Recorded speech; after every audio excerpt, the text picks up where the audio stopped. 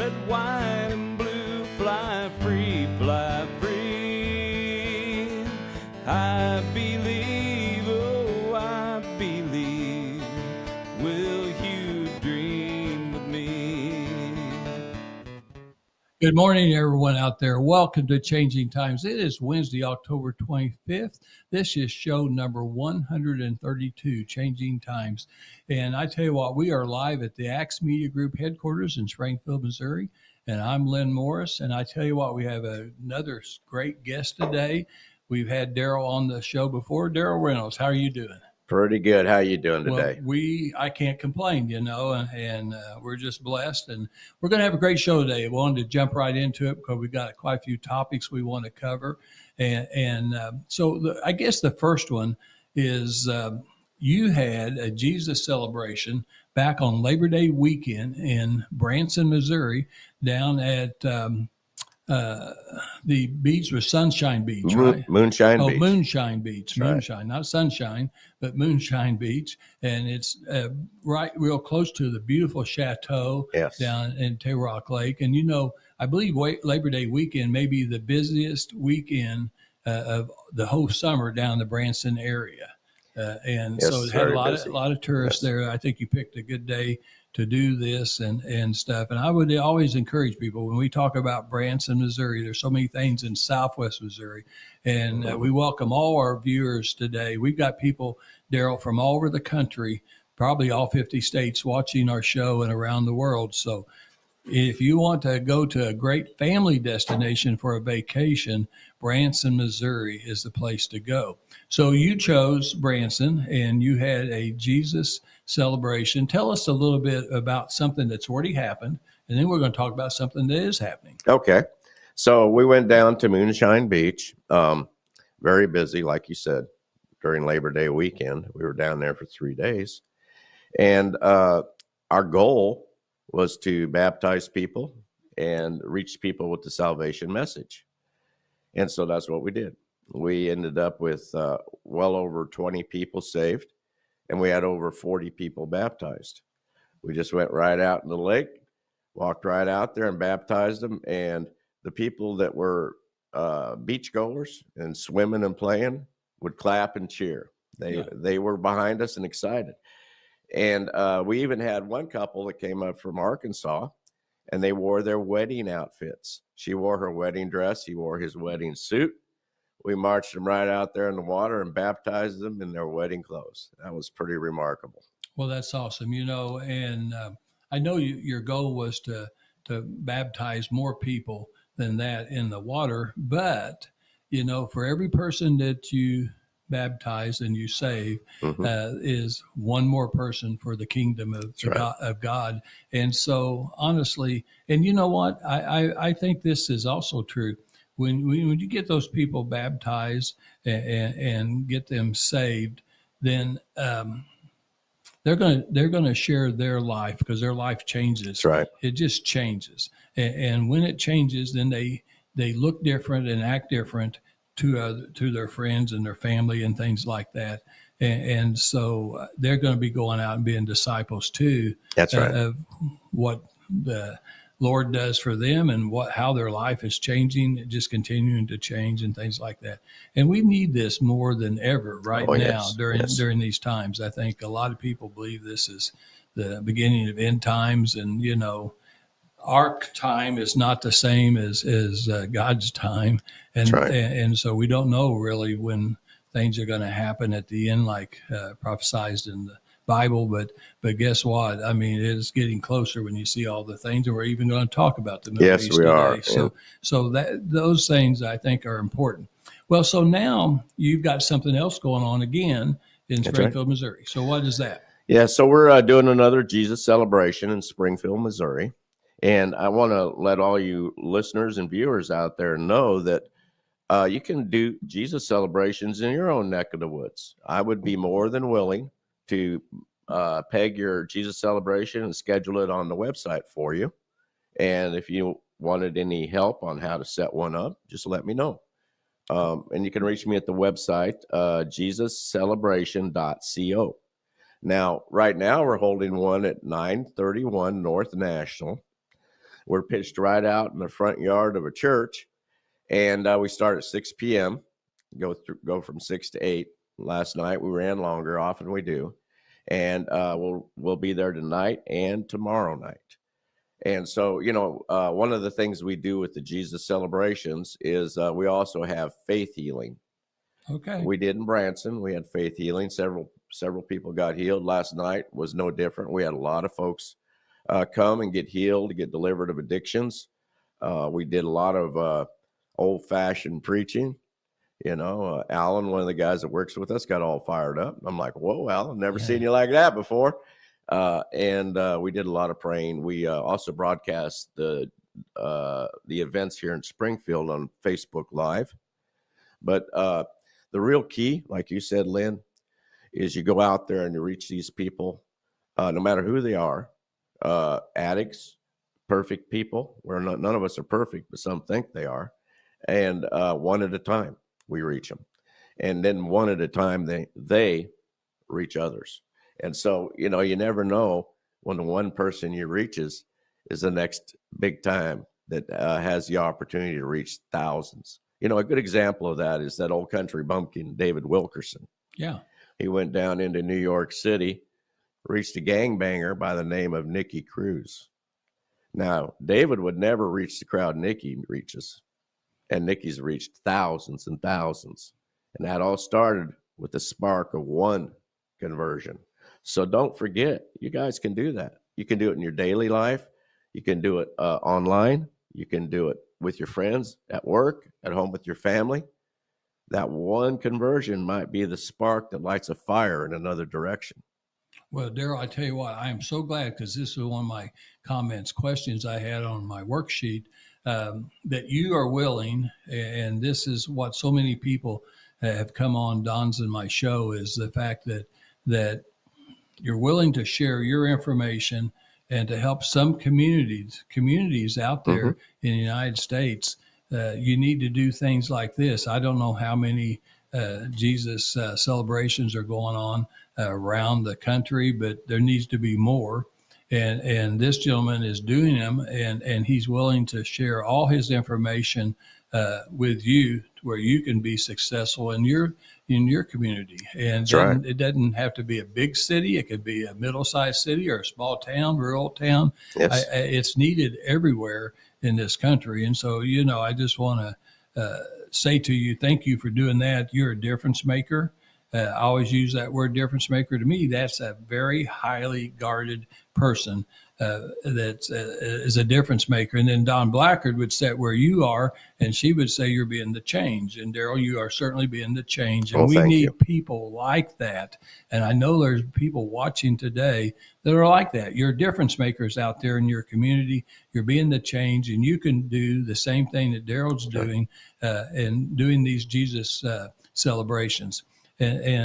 So I think it's a 3-part process that you do. You're obviously have salvation is probably the top thing that you're trying to do, is you're trying to save people's lives. Okay. You're trying number one. Yeah, that's number one. And then you also have baptism, because a lot of people get baptized when they get saved, but I notice at church, a lot of people get baptized later on. That's right. And that's part of it. And then the third part is the part that when you're there after they get saved and baptized, if they do, and to just continue to counsel them. That's right. And what is that word? I'm trying to Discipleship. think. Discipleship. So That's discipleship is extremely important to even solidify that foundation. That's right. Absolutely. And that way they understand more. I'm sure they get a Bible. There's different things that you give them that's part of that discipleship. But I think answering questions, they might still have questions. Yes. And they're not probably scholars of the Bible. And I'm not either, really, but I mean, I've read it quite a bit. But I just think that's important. The discipleship is what might keep that person, because we'll still have some downtimes. But if you have Jesus walking by your side when you have a downtime, I bet your downtime's not near as long as you'd otherwise be. Yeah, so it's important, Lynn. 80% of new Christian converts fall away without discipleship. That's a big number. Yeah. And one of the key things to remember, and this is actually a topic I was brought up and spoke about during the revival this week, during the Jesus celebrations, is you don't have to know it all. You don't have to be a scholar. You've got 2 eyes. You can read the Bible for yourself.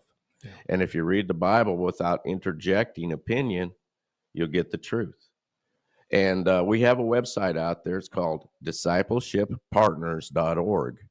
You can go to that website anytime you want. We've got remote access for discipleship paperwork, processes, procedures to help you in your walk as a new Christian and even as a mature Christian.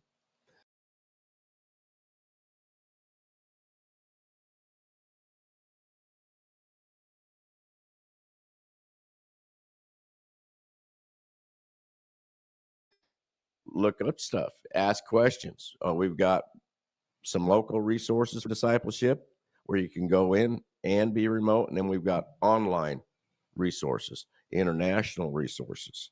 So don't hesitate. Go for it. And then if you need other help or questions, send me an email. That sounds good. Well, what else do we want to talk about your Jesus celebrations? Anything else that you want to mention to the folks, or we'll move on to another subject? But that's right. Anything else that... Well, I think the important thing to remember is if you're holding Jesus celebrations or revivals, they're both similar in some ways. Sometimes you may have a lot of people come, sometimes not so much. You know, last night was a good example. We're in a location where we don't have a lot of people come. We started and we only had 1 person. By the time we finished, we had over 50. Yeah. So that's a good number. Yeah. And we start out with 1, but the real key is walk the walk. And doesn't matter whether the pathway is shining or it's dingy. Well, and Derral, just think about it. I mean, if you only had that 1 the whole night and they actually saved, they were saved that night and accepted Jesus Christ as their Lord and Savior, it just changed their life. That's right. So you just actually saved their life. And so, and we don't know, like you said, that 1 person. It could have been Nicky Cruz. It could have been That's Nicky right. Cruz, and he could affect thousands of people, hundreds and thousands of people. So you don't know. But then, then you had more come in and more come in. Yes. And I'm hoping that you'll continue to, as the word spreads this next 2 or 3 days, that you'll continue to have more and more people. And I think that the most important thing, and I appreciate you, that you don't give up. People don't give up on doing things for the Lord. Don't give up for doing things for yourself and your family. That's right. This is hard times. This is not easy times. I mean, I've been in county government. We've been talking about things and lots of meetings, and we're really close. And we'll talk about this about the Middle East, but we're really close to a potential World War III. Oh, yes. But we also are very close, this country, into a political, not a political, but a recession like we had in 2007, 2008. Yes. We're close to that. We're also, as some of our guests have said on our show and other financial experts that I talk to all the time, we're close to a financial collapse of our monetary system in this country. But God has a plan to bring us back up and get rid of the people that control the monetary system, the billionaires and the trillionaires. It's hard to believe that there are trillionaires out there that they all control our monetary system. We're all kind of puppets. And so we have to do that to restore and reset, where God then will be in charge of basically over the government. And the government will actually, believe it or not, folks out there, there are people predicting that the parties will start working together. Would that not be a blessing if the parties would start working together instead of fighting each other tooth and nail for the benefit of 330 million people in this country, that we'd actually have politicians that would actually try to help all of us? That would be a good thing. That sounds like a novel idea, huh?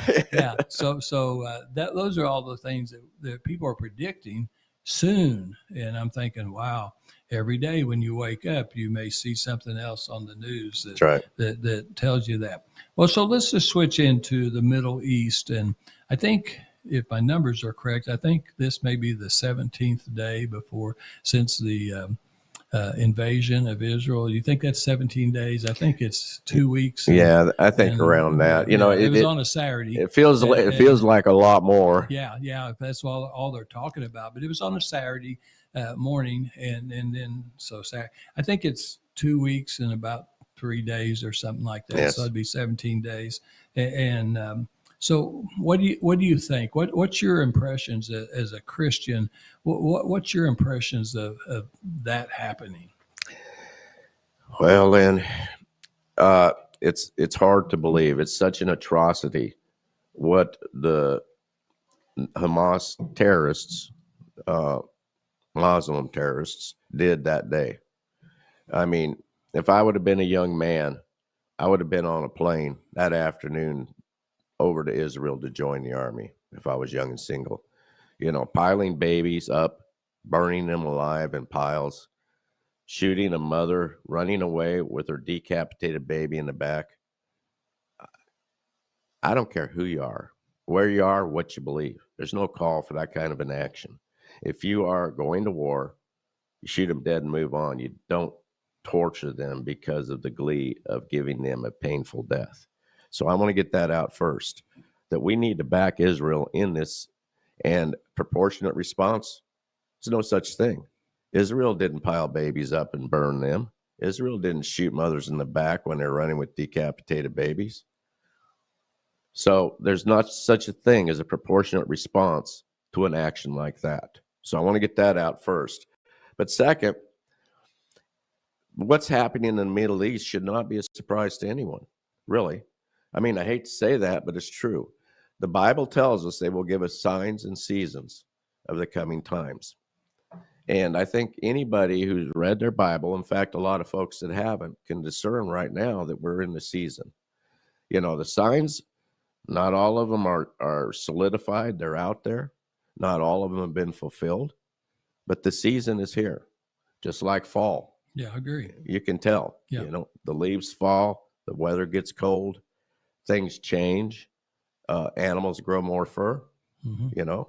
Your wife gets the heater turned up and you try to turn it down. I mean, these are signs, right? Right. Seasons. So one of the things that we need to think about in this is what's aligning itself, what's happening. And it's really quite shocking. There's a thing in the Bible called Gog and Magog. It's the prophecies of Ezekiel 38 and 39. There's other prophecies, but that's the big old meat, the meat of it. And it speaks about the invasion of a massive army coming down from the north, the uttermost parts of the north, actually. And this Gog and Magog lists specific countries that are going to be involved, along with many others. And when you hear about this kind of stuff, you're saying, "Oh my gosh, that's biblical. That's Moses stuff." No. Moses is a small timer compared to what's coming our way. Right. It really is. And all you have to do is just sit down, be patient. Don't be troubled, because the Bible tells us there's going to be wars, rumors of wars. So it's coming. Don't be troubled. Be prepared. And we can talk about getting prepared later. But in the battle of Gog and Magog, there's very specific countries that the Bible speaks about. It lists Gog, Magog, Rosh, Meshach, and Tubal, Persia, Cush, Libya, Gomar, and Beth Togarmah, and many others. Well, if we look at this objectively, without emotional feelings in it, and just say, okay, what were these ancient locations, and what are they, and how do they play in today's events?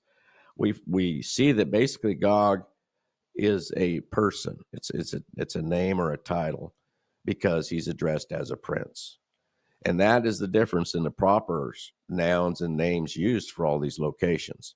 So Gog is most likely not a country, but it could be a person representing a country. But then we look at Magog, and Josephus, the most renowned ancient historian of those times directly after Jesus, says that it is basically a place called Russia in the North Country. And this also meets the other parts of the verse that says they will come down for the othermost parts of the north. God will put a hook in them and pull them down. And then Meshach and Tubal, believe it or not, is Turkey. And then Persia, that's Iran. Cush is Ethiopia. Libya is Libya. That's an easy one. I got that one right. And then Gomorrah and Beth Togarmah is Turkey again, just different parts of that country. And then we have many others. And so we think about the many others. It would likely include countries like Egypt, Syria, Jordan, Iraq, possibly Saudi Arabia, and who all else, and we see them aligning today.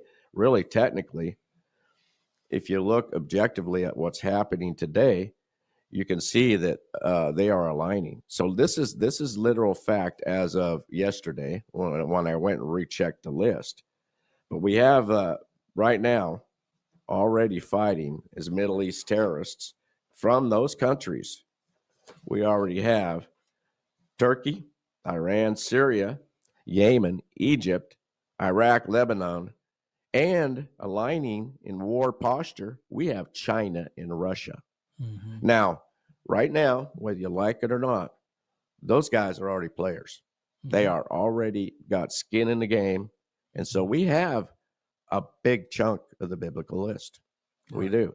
Right. Now, other countries, by their words, have aligned against Israel, and that's Jordan, Qatar, and Indonesia.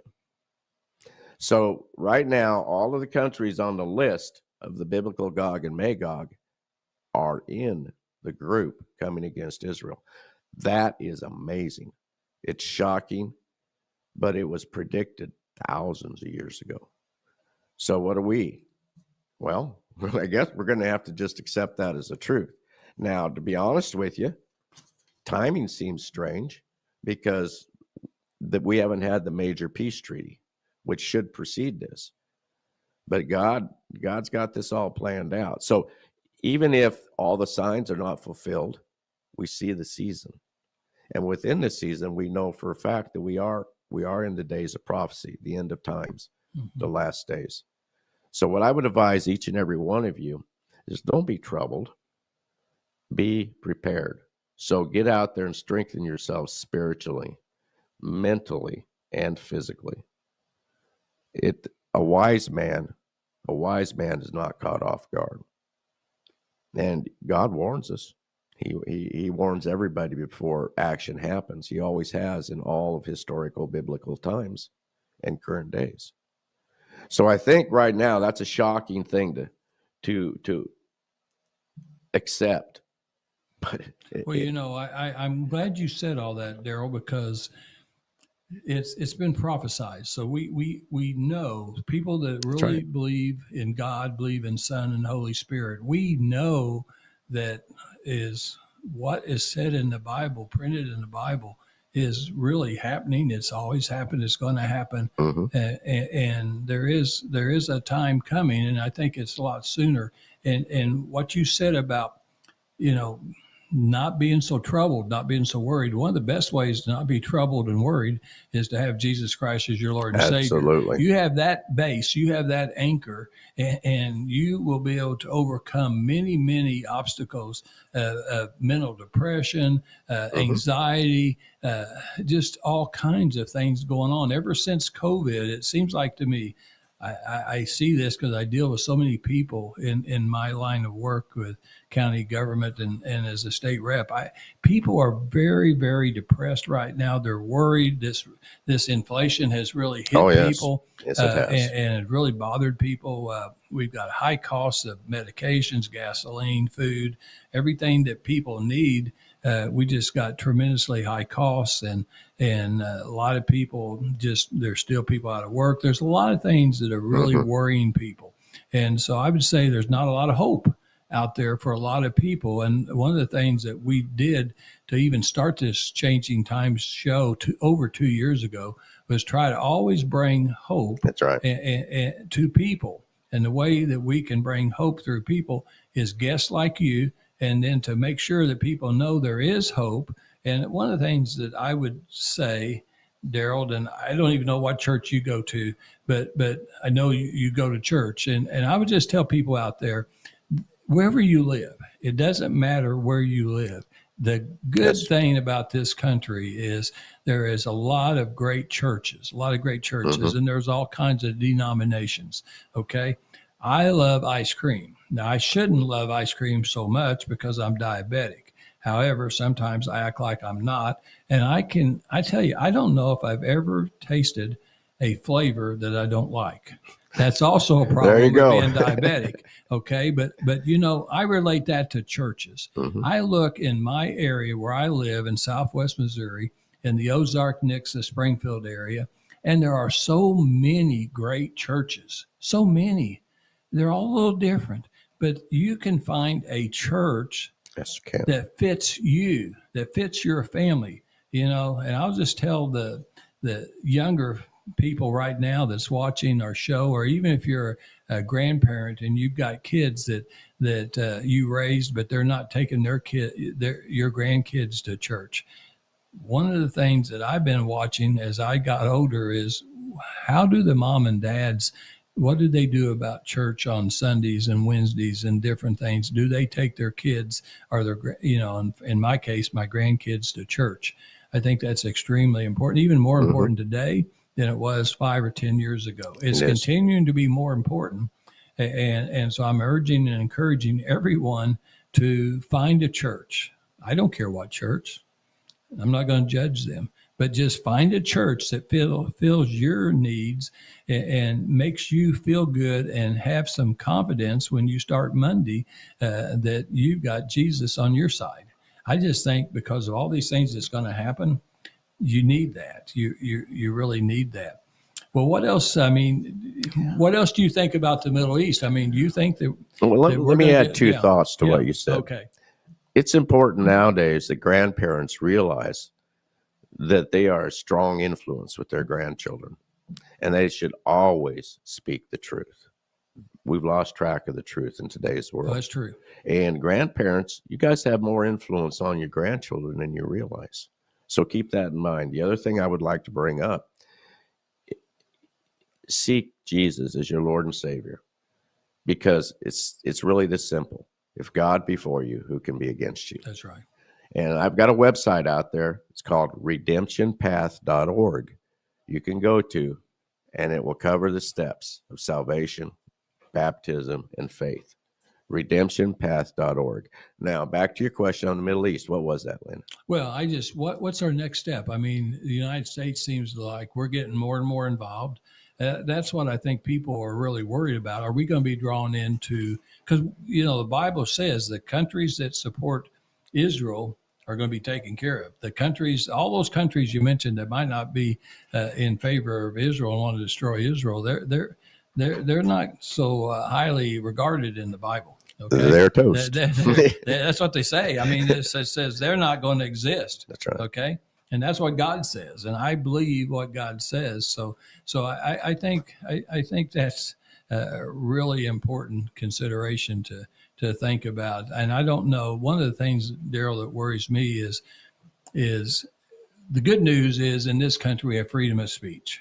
We have freedom of speech. I think we may be losing parts of it, but I think that freedom of speech is a tremendous important thing in a country like ours. But we got these universities, especially the Ivy League schools and prestigious schools, where I think some of the kids have been brainwashed, where they're showing these large gatherings and protest gatherings and rallies against anyone, against Israel, against the United States and things like this. And I know they have a right to protest, but I think it really starts to worry me that we have so many people within our own country that feels that way. Well, and so a couple thoughts on that, Lynn. One, we have free speech, but it's a shame when the free speech is lies and hate. Right. Where the free speech should be the truth and stand for the truth. I don't care what the cost at all. Two, worldwide, we are going to face terrorism. There's no question. the basis of that faith, unfortunately, is destroy Christians and Jews, period. You're seeing it in the Middle East. Some of those countries that have aligned and spoke out against Israel aren't supporting Hamas. They just want to annihilate Israel. I mean, it's obvious. Right. Okay. You had also asked about, do you think the U.S. is going to be pulled into this? It's guaranteed. We've got skin in the game. We're down there. We had special forces on the ground with Israel day 2 fighting. We've 3 days ago, we landed 10,000 forces in Saudi Arabia. Okay, we've got warships in the region. We've already shot down missiles. Right now, believe what you see, not what you hear. The media often lies to us, and there's also clouds of war where information's held back because of strategic and safety reasons. But you can see the actions. You can see what's happening. China sent 6 destroyers into the Middle East. We're there in the Middle East. You can hear the sabers rattling in North Korea. We actually landed for the first time in history a nuclear bomber in South Korea landed, and it's sitting there right now for retaliation if necessary. We're hearing the possibility we could be drug into a front in Europe with the Russian war, that we could be drug into a war over in Korea. China could invade Taiwan. These are all possibilities.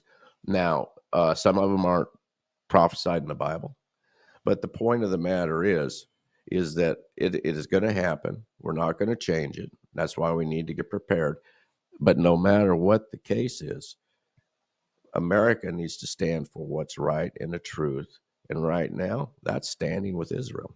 Right. That's correct. Well, we're going to have to take a break and talk about our 2 sponsors. But before I do that, I'm going to talk about one more thing about the Israel conflict right now in the Middle East. I'm going to relate this to my cancer that I had on my leg, that they had to cut this cancer pretty deep, and they said they got it all, and I've never had a problem since that. But I asked the doctor that day, I said, well, what if you don't get it all? And he says, well, we are going to get it all, because when the results come back and it still shows cancer, we're going to have to go deeper. And then I thought about, well, but if I hadn't gone in and it started to spread, it could have spread up and down my leg. And so, what I see, and I even heard it today on TV as I was drinking my coffee and getting ready to come here for the show, that there's a lot of people in our country and around the world that is saying ceasefire, ceasefire, ceasefire. Let's just stop this all right now. But, I guess I'm going to relate this to my cancer I had on my leg that they had to cut out. Had I not cut it out and got it all cut out, it would have spread. Yes. And I think that this has been going on for hundreds of years, all these wars in the Middle East, but the hatred toward Israel, the hatred toward the Jewish people. And if Israel does not eliminate Hamas in the Gaza area, it might stop for a little while, but it's going to come back even stronger every time, because that's what cancer does. Cancer comes back stronger usually and appears somewhere else in your body. And so I'm with Israel that they have to do what they have to do. And unfortunately, there are innocent people. That's what's terrible about war. Yes. Is in war, there's a lot of innocent people that get caught in the middle. Yep. And they're trying to give them time to get out. But, Hamas don't want those people to move. They want those people to be human shields and try to prevent them from being attacked and things like that. It's very complicated, but in a way, it's not so complicated to me because of my cancer on my leg they cut out. That demonstrates why you want to eliminate what your danger was. That's right. And so... well, and I would add to that, Lynn, this is a point that I brought up online many times. People are praying for peace in Israel. Really, what we need to do is pray for Israel to be successful in eradicating the cancer of that hate. Then peace. Yeah, I agree. I would agree with that. They need to do this. It needs to be done. Yeah. And we need to, as a world, we need to not tolerate that hate in our countries. It's a cancer that'll grow its tentacles into every country of the world if we allow this hate to continue. You know, it's just not acceptable. What happened in Nazi Germany? Do you want that to be repeated? You're seeing it today. In fact, Hamas did worse than Hitler did when he came in. Okay, yeah. I know people, you may not think so, but you compare the differences. If they had the resources Hitler had, I guarantee Israel would be gone. Right. Well, I agree. Hey, so we got two sponsors. Brad Pistow, he's a certified fiduciary financial planner located right in Ozark, Missouri. He's the president of Trinity Insurance and Financial Services. If you got a pencil and paper, write this phone number down. It's 417-581-9222, 417-581-9222. And you call that number, and either Lisa or Hunter, Brad Pistow's son, will answer the phone, and they'll get you set up with a lot of free information about retirement planning. They'll send you a book. Brad has written a couple books. Safe Money Matters was his first book, #1 best-selling on Amazon for retirement planning. Then last December, he wrote a book and was released called Bulletproof. Is a continuation of his first book, but even more good information. He has retirement plans that you will never run out of money before you run out of life.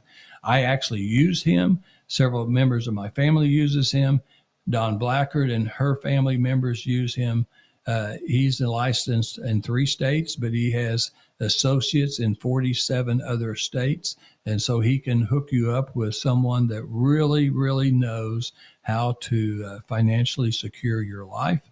And I would just highly recommend him. I on my show, we do not recommend anyone that I don't either use myself or know a whole lot about, because I'm not going to recommend somebody that's going to mess you up. So Brad Pistow is one of those guys. The next sponsor is a good friend of ours too, John Whittaker. John Youngblood and John Whittaker were partners for a long, long time. John Whittaker was just in our show 2 or 3 weeks ago. He now is the owner of Springfield Nissan, Springfield Kia.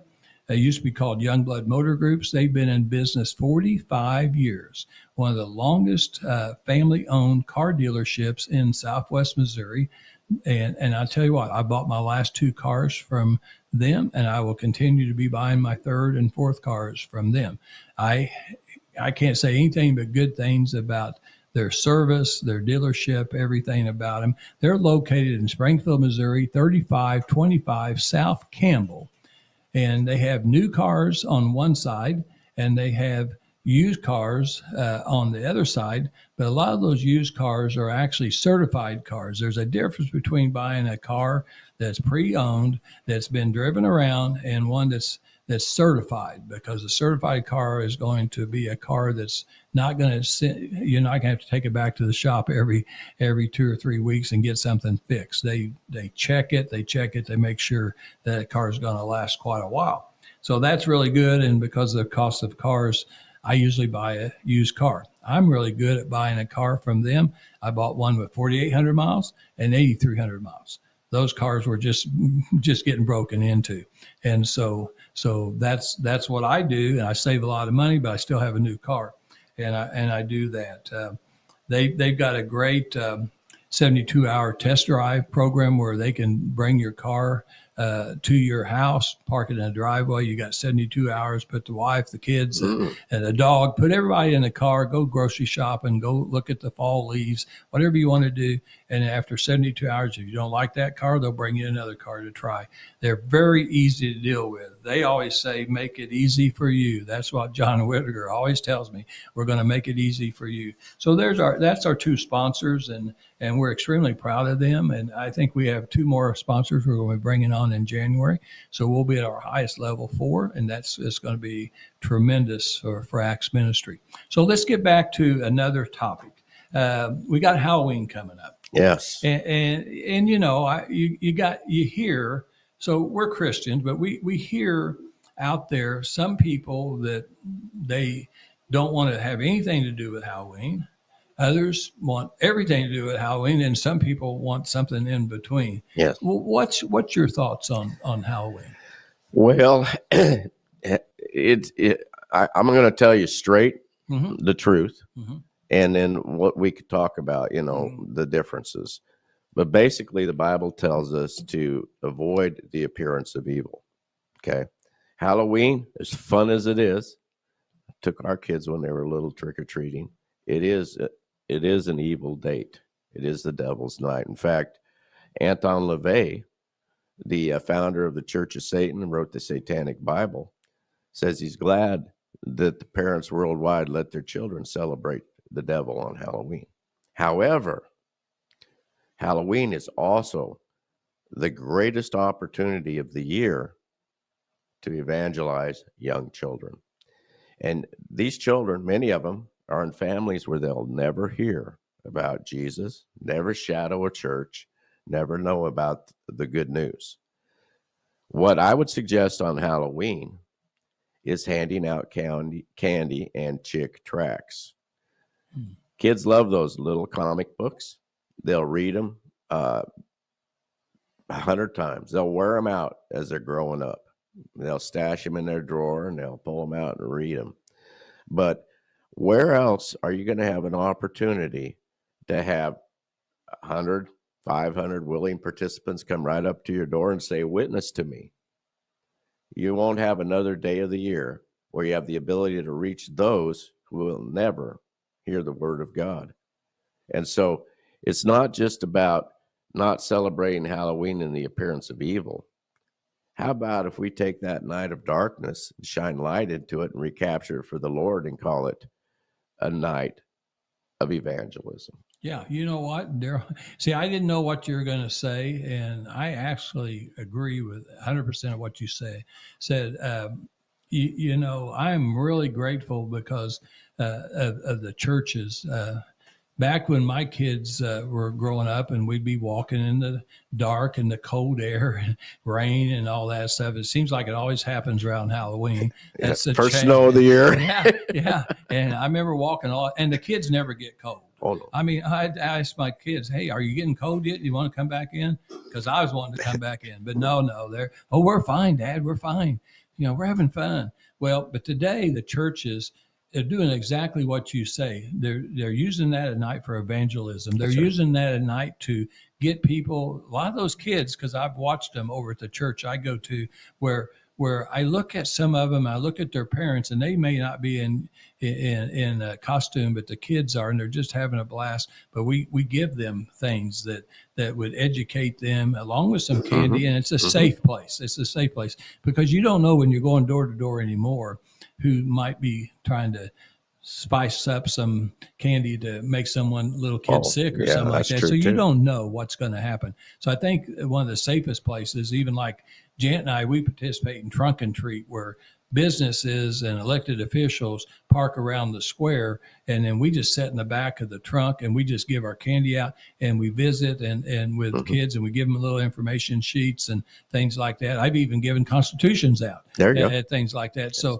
So those are safe things to do, and I think that can be, you can make a bad night that was intended to be a bad night, you can make it into a good night. That's right. So I think that's what you do. Well, we're going to run out of time. I tell you what, thank you for being here today. Well, thank you. I think we've covered a lot of subjects today, and very important subjects. I would just ask everyone to continue praying. We need to be a country and a people of prayer at this time, probably more than any time ever.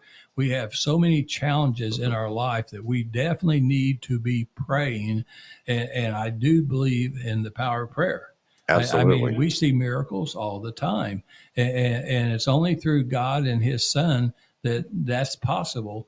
And so don't give up. People do not give up. That's like Louis Michael, that's been on our show many, many times, a sub co-host and a sponsor, that don't give up. Life is too important. And if you've got Jesus on your side, then you're going to be okay. Regardless of what happens, you're going to be, you're going to be okay. Well, we're going to be back next Wednesday. same time, 9 a.m. You know, we're live, Derral. So the people that maybe have not seen our show before, we're live every Friday at 9 a.m. Every Wednesday at 9 a.m. We're live on YouTube, Facebook, and Twitter. That's X. And then we're also seen on Daily Motion, Rumble, LinkedIn, and Radio Free America. So we have an audience that's worldwide. We really appreciate everybody. Tell your friends. If you like the show today, tell your friends. We'll be back next Wednesday. Thanks for tuning in. Thank you.